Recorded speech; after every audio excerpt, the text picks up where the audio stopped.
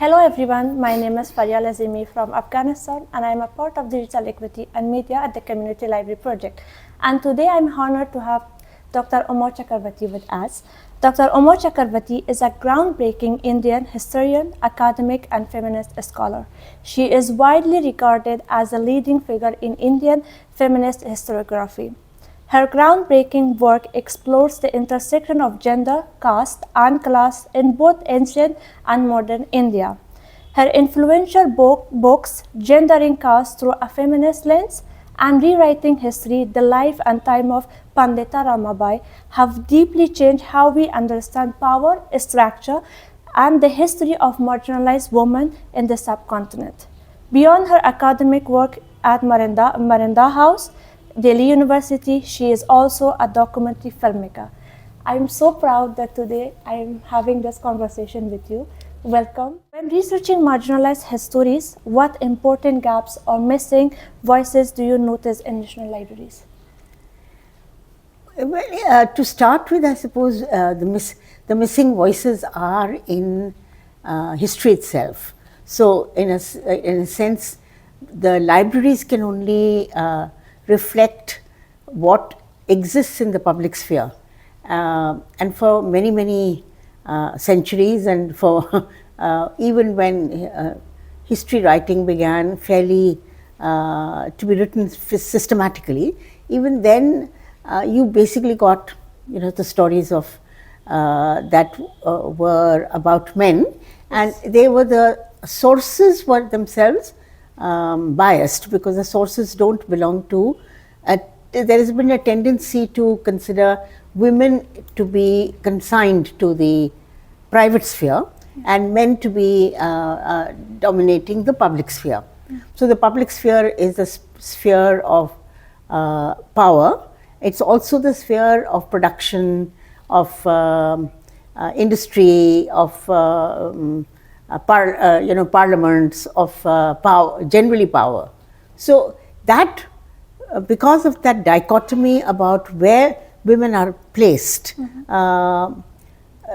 have not figured in the public imagination, and there has been a tendency to reduce them to a narrow sphere, and history writing reflects that. So that's been one of the major problems. And I just came with this question in my mind that do you think it happens because the history has been written by men? Well, history has been written by the powerful. Let's put it like that. So it's within the men also. It's only the powerful men who have written the history. Most people who are in history, most people who live in the world aren't in places of power. They are actually in, they are working, they are laboring and so on. And history itself was flawed, because history did not tell the story of all people, not even of all men. Yeah. It told the story of only some men. So that gets reflected in the bias. Okay, how can a feminist historian find and tell women's story in archives that mostly recorded the lives of powerful men? Yeah. So one of the challenges for feminist historians, and for those who were writing on women in various capacities, was to first actually generate, firstly, to look for sources where there might be some reference to women. Now, fortunately for us, at least in our part of the world, that is in South Asia, we have some sources that go back to very early times, to the age of the Buddha. And those sources have, interestingly, by the way, they have some records of women. One of the challenges is for people writing feminist history like me, was to first uncover some of these sources which maybe nobody even knew about. Okay, and so there was at one stage there was a interesting group of feminists who tried to look for sources from our part of the world, from South Asia, and we found, and they found, and they put together two volumes, which are called Women Writing in India. So they went back to texts and so on, and they found occasionally, at least they would find some voices. And in fact, I and one of my friends, we wrote the earliest we uncovered the earliest pieces of voices that you might find in history, maybe even, because it goes back to roughly the 5th century BC. These are women who became bhikkhunis, they became nuns. They joined the order, the Sangha. The Buddha created a Sangha, and later women were also allowed to join the Sangha. Now these women were part of the Sangha, and they left behind verses that they had composed, which were in praise of their own liberation. You know, it was very interesting. So they would be, say for instance, poems that was found saying, free, oh how free I am, free from three things, free from the pestle and mortar, which is that thing with the grinding stone. You know, you grind masalas and grind, you even grind corn and so on with that, you know. Free from the pestle and mortar, free from my cooking, and free from my distorted husband, my twisted husband, who clearly is a man who was not, he was a routine, like most men, and perhaps oppressive, because that's what she left behind. And when she went into the Sangha, and in the Sangha she finds space to be herself, you know, to whatever. So there are there's accounts like that, but they also talk about, some of those verses also talk about, say for instance, the anguish of mothers, and that's very moving, anguish of mothers where they have their small children die, or their babies might die, and some very moving accounts have been left there. So one of the stories tells us that that sources tell us that this woman composed these verses because everybody in her family died, her in-laws, everyone died. It sounds like a situation in war, or you know, of you know what's been happening, say for instance, even in Afghanistan or parts of the world, or in Palestine. So it bemoans the loss particularly of children, and so they mourn. And one of them has gone to the place where they burnt the child. In India, in South Asia, they used to burn children, burn everybody, you know. You had to, that was part of cremation, it was cremation. So she goes to this place where people finally end up when they are dead, and she is mourning over there, and she's saying, she's calling out to that child who has died, Jiva, Jiva, she calls out. And then a voice answers her back. And all this is part of the poem, which says, in this place, everyone was once a living being. Jiva literally means living being. Which one are you mourning for? And she understands that an important Buddhist principle, that those who are born will die. And so, you know, in a sense, grief is understandable, but that everyone needs to understand that death will happen to you at some point or the other. Now, this is a very interesting poem of understanding. Somehow, men also are described in other texts as being oppressed by this or that or the other. But the grief is something which is put into the lot of women, and that's already culturally there. So you must be knowing that even in Greece, for instance, or even in our culture, mourning is allotted to women. So if somebody dies, then they set up a mourn, a mournful, it's a lament. That lament is something that is a part of the, let's say, the social and sexual division of labor, that the men might kill, but it's the women who mourn, at the end of the day. So that's also there in one of these. But that's very rare. We don't get many sources, and it is a challenge. So one of the things that we had to do is that we had to start generating new material. And what is there.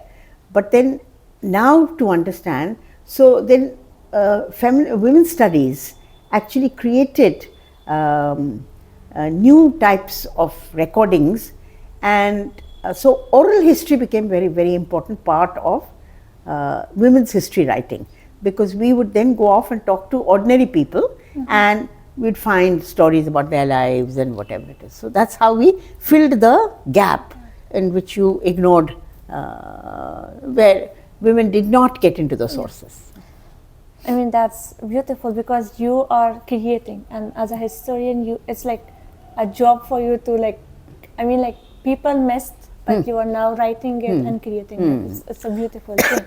And as both historian and as you're a filmmaker as well, do you see your documentaries as a new kind of archives for stories that free libraries are not getting access to?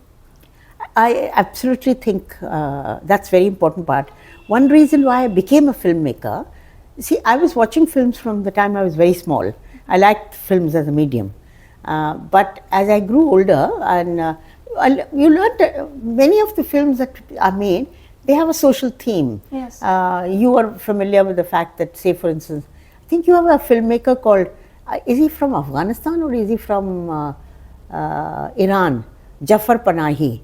Jafar Panahi is, I think, from Iran, maybe Iran. He's made a film on women football players. Now that's quite a new thing, because so in a sense, cinema can be about anything, and it's an open field. It's not stuck in history. But again, we are faced with this: how do we know what we know? So how do we actually write or make films or whatever? I stumbled upon, through a friend, a trunk that this lady possessed from her grandmother. This friend who came to see me, she was a very important. She had become a member of a political formation, so she was quite known herself. She was well known as herself, but she had written. She was trying to write the story of her grandmother, and she found her diaries and so on. She found some material, and then as she started talking to me, she was telling me about how there was this material, there was this diary. So I got interested and I said, is the diary still there? She said, yes, it is. And then I said, what about the other things? She had only paper in her trunk. Her archive consisted entirely of paper. Things that she read, things that she cut up and kept from the newspapers, and so on in this thing. So I got really excited and interested, and I thought to myself, it had receipts of books that she had bought. So from the point of view of a library, it's very interesting. She had receipts of books that she had bought. She had made notes from books, and those notes were in that trunk. So that was part of her personal memory collection of things. It also contained some photographs. So that was very. So when she kept telling me, this friend of mine kept telling me about this, and then I said, is the trunk still there? She said, yeah, the trunk is still there with all its holdings. So then I got really excited. I said, I could visualize it. I could see the trunk, I could see the paper in it, I could whatever. So I said, you should do a film on her, I said to her. And my friend who would come to see me, she looked a bit upset, confused. She said, she's trying to write a book and I'm telling her to make a film now. So then I told many friends about it, and I said, young filmmakers, because I knew a number of young filmmakers. I'd been teaching for a long time, so some of my students went on to become making documentary films. So I said, I wanted to, and then, but no, they all said yes, it's a good idea, but nobody picked it up. Then suddenly one day I said, okay, I'll be a film. I'll make the film, and that's how I became a filmmaker. I made a film on this woman and her holdings and her reading and her life. It became about her life because nothing over there was outside of what she did. No? Yes. So she had kept all of that stuff. And you could see the lives of women, marginalized, in a sense, vulnerable, because you really don't have too much. You live under the authority of men. Yes. And so that was very strong, it was coming out in the material. But she learned to read very early. She was a small child and she learned to read in order to, she never went to school, but she learned she learned the alphabet, and she learned to read English because her grandfather was getting blind, and somebody had to read the newspaper to him. So she learned how to read English also, and she became quite well equipped to, so reading and writing became her special talents and her skills. So all this one could uncover from the things that were there in her box, and from the stories, from the diary, and from whatever she had written and so on. So I found that process very exciting, and I wrote the overview of it. I wanted to leave the archive and the person as both known and but not given a sort of kind of personality which was to be acted, So we used images to create the figure of this woman, and we did long shots and so on, and I wrote a voiceover, and the voiceover then became the storyline about this woman. And she had tried to be part of the national movement. It would be like, say, for instance, you're all concerned about what's happening in Afghanistan, and you try and do something about it. So she tried to participate in the national movement. This is 1920s. It's over 100 years ago. And she joined the movement for a bit, but then her husband and the menfolk said, no, you can't do this because it's a dangerous work. So she actually can't even be part of a movement, because the division of labor being between men and women being what it is. So she ultimately ended up without being able to do any of that. All that is written in bits of it. The diary is not very expansive, but she made notes of various things and so on. So I was able to write a voiceover. I didn't make her into some actress come and act her role, but I used the paper and the material and long shots and so on of her granddaughter, in fact her granddaughter's daughter, who looked a little like the old lady and the person I was interested in. And so I made that film. Once I made that film, I went on to making a film on her granddaughter also, who was a full-time political activist. I made a film on her, and then I thought, I'm going to close down. I'm not going to make any more films, because I wasn't a filmmaker, really. But then I found that I wanted to make one more film. And that one more film was about women who went to jail for their political work, for their and because that's not something most people do.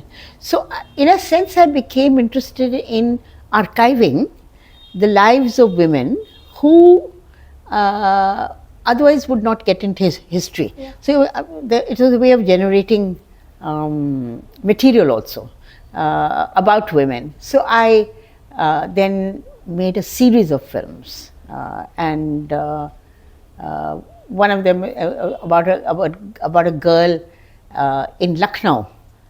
So it's she was a Muslim girl.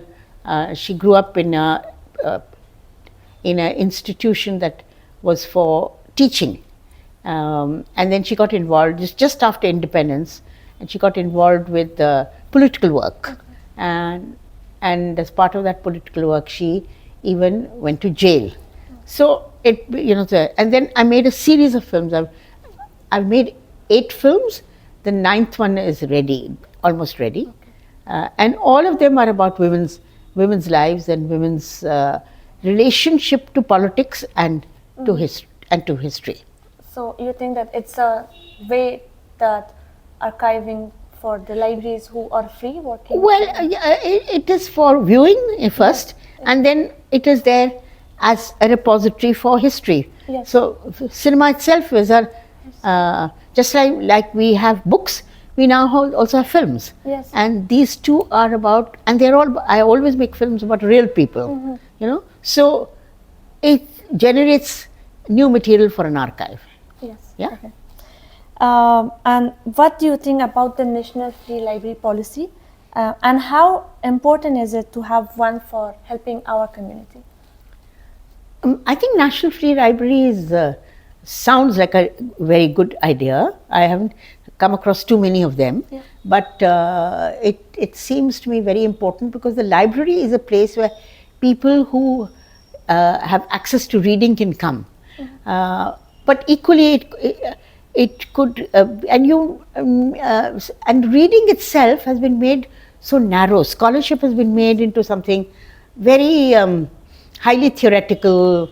It doesn't speak to people necessarily, unlike that event that we had the other day where so in a sense, films are a way of expanding the material that we can access in order to go back to history, because we're all living in history. We are living through historical times. You girls are. If I were to make a film on Afghans who have had to go away from Afghanistan, there would be a story there about. So yeah, I think so. The free library movement should actually include viewing facilities, capacity to screen films, and for people to come. And then filmmakers would love it, because all the films that I make are alternative. I don't write. Now everybody goes to see mainstream cinema and they love it. And now you have many mediums like things like Netflix and so on have also come. So we expanded our viewing possibilities. But real stories and real life, which is history deals with real human beings.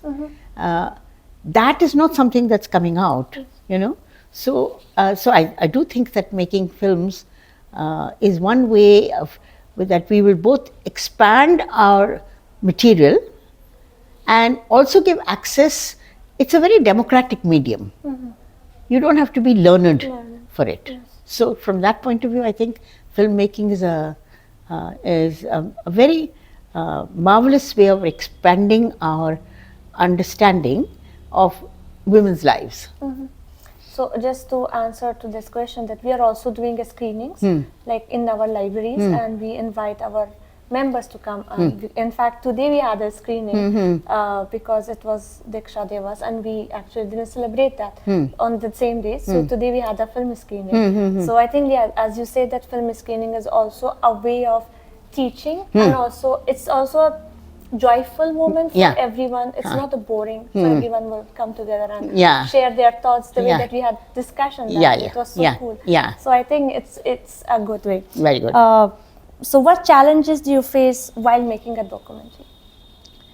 Well, the first challenge is you need money to make films, and we're going through a difficult time.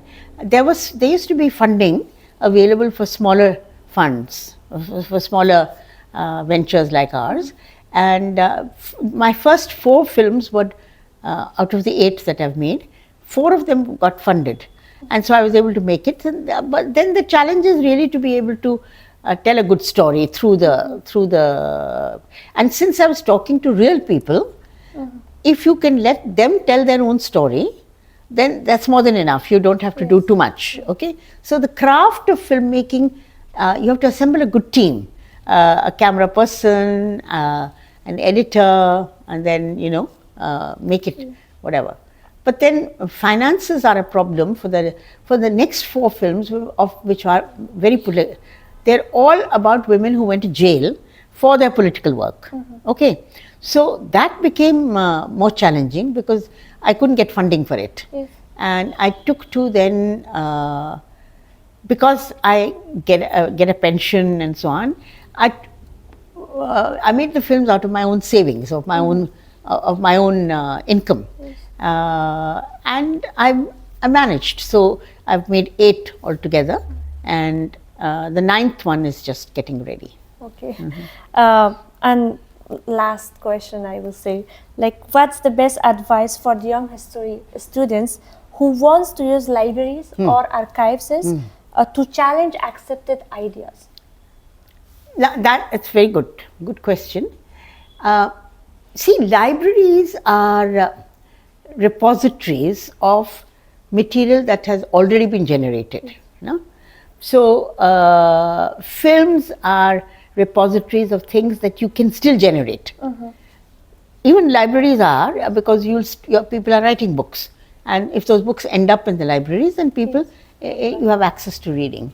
Reading itself is now becoming less used, because young people are always on the mobile. They're always on other instruments, or they're on social media, they're on their computers. So actually they've gone into the virtual world, not into the real world, So that's a challenge, and making them read becomes difficult. So in that context, making films makes sense, because it's a viewing medium.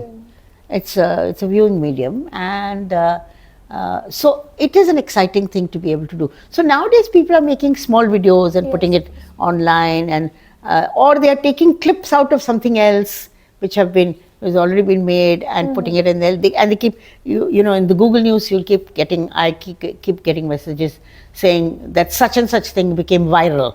So a half a minute clip will turn into something which is viral. So if it's about some celebrity and so on, but we're not only interested. We should not be interested only in celebrities. There are ordinary people. There are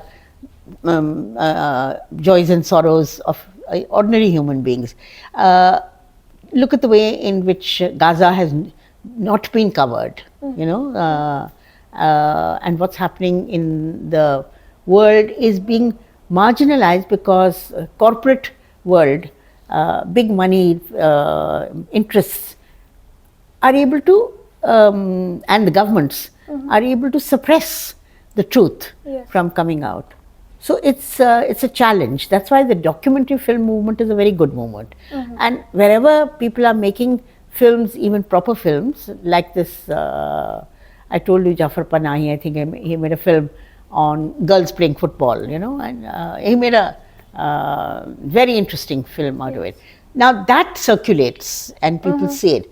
So libraries having viewing facilities is very good, and having a range of things that you can expose to your viewership. People who come there, they're coming there to borrow books in any case and read.